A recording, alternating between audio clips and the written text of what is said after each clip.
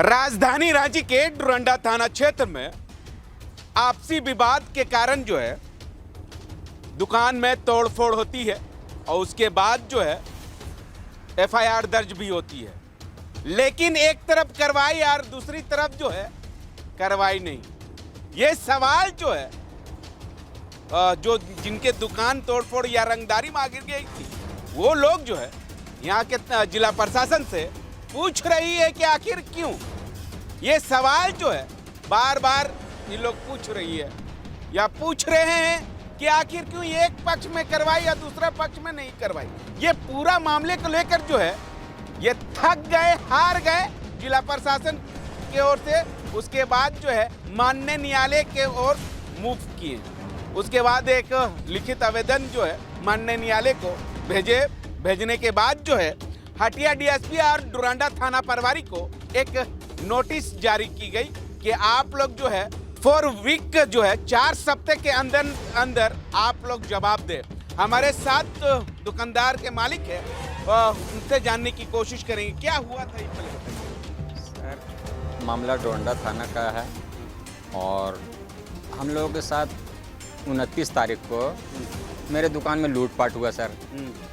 लूटपाट में अशरफ अंसारी, दानिश जिया, विक्की अंसारी, मोहम्मद साद, अमन अंसारी, अरमान अंसारी, तस्लीम खान, ये लोग आकर हमारे दुकान का सारा सामान लूट लिया सर। और मेरे दुकान में ज़्यादातर का नुकसान किया था 3 से 3.5 लाख का मेरा कस्टमर का कपड़ा था सर। मेरा जो व्यक्तिगत मेरा जो नुकसान हुआ है वो नगद 12,000 रुपये था सर और 2 सिलाई मशीन था।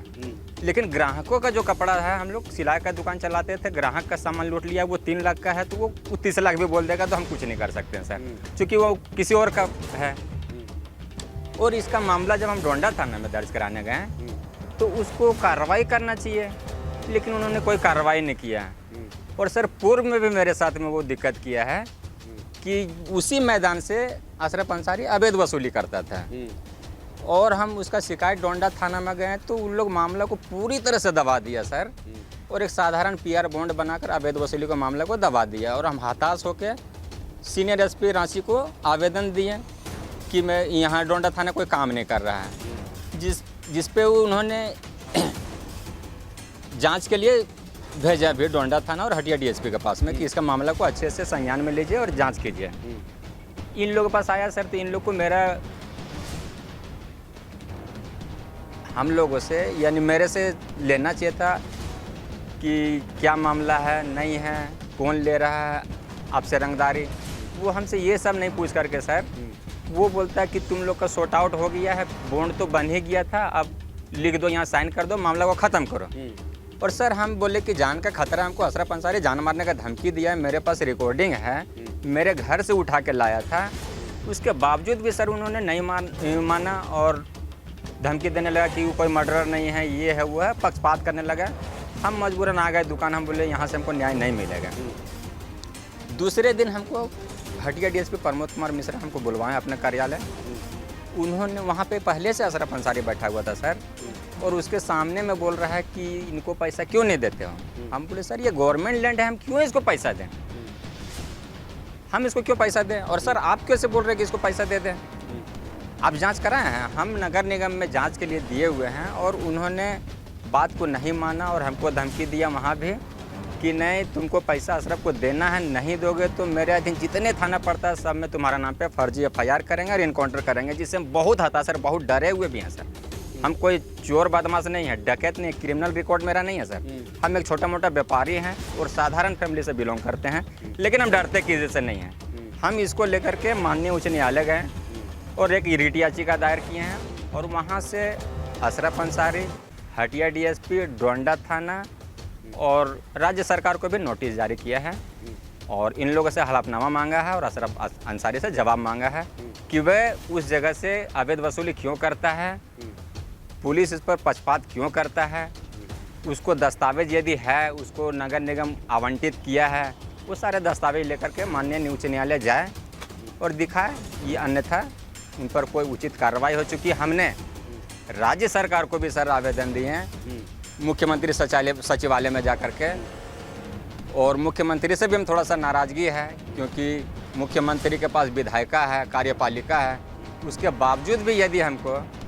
न्यायपालिका से और पत्रकारिता से हमको इंसाफ लेना पड़े, ये दुर्भाग्यपूर्ण है झारखंड के लिए।